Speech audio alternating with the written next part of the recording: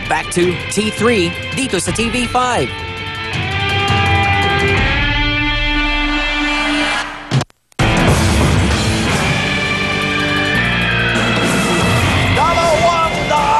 ang singil ng isang pulis kapag may hingi ng police report.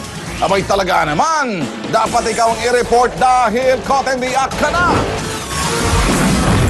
Isang tipster ang dumulog sa tanggapan ng T3 tungkol sa extra income ng mga pulis sa Shorthorn Project 8, Quezon City. Diyan na Shorthorn, meron diyang police station na pag humingi ka ng nasa police report, meron silang hinihinging bayad na 200. Pagkakaalam ko, walang bayad ang paghingi ng nasa police report. Kasamang informante, agad kaming nagtungo sa kanilang opisina. Nakipag-usap kami sa investigador ng istasyon para kumuha ng police report. Hindi nagtagal. Ito ang napitikan ng aming spy camera.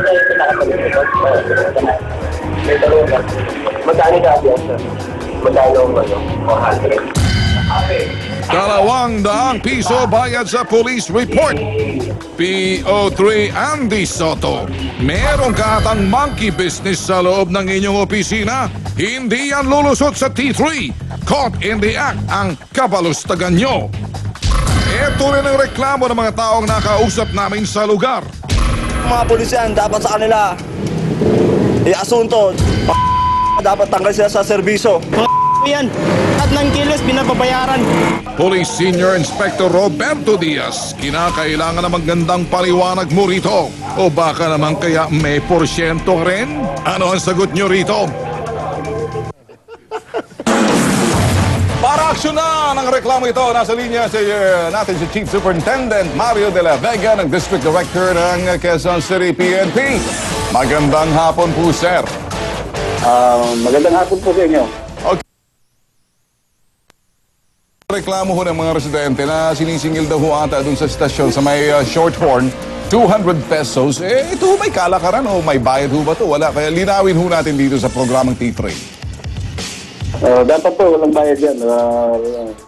Hindi dapat binabayaran ng police report. Libre po yan. Okay. Sir, siguro kayo na rin mismo magbigay ng babala para doon ho sa ibang mga presinto dyan ng inyong distrito para maging malinaw na ho dito sa programa natin, ang police report ho, walang bayad. Kayo na ho sigurong magsabi mismo para na sa gayon, yung iba, mga kababayan natin, alam na ho nila kasi baka may dahilan hong iba na pipilitan ho magbayad. So sa mga nakikinig po natin na kababayan, gusto lamang pong linawin na ang police report na kinukuha nila sa traffic division ay libre po, wala po itong bayad. Okay, with that said, sa iyong paglilinaw, ako nagpapasalamat. Inaasahan ho namin lahat ho ng mga pulis natin sa mga iba't ibang presinto dyan ay susunod na ho sa inyong mismong ito'y panawagan at order na rin sa lahat ho na nasasako po sa inyong distrito. Maraming salamat ho, sir. Maraming salamat.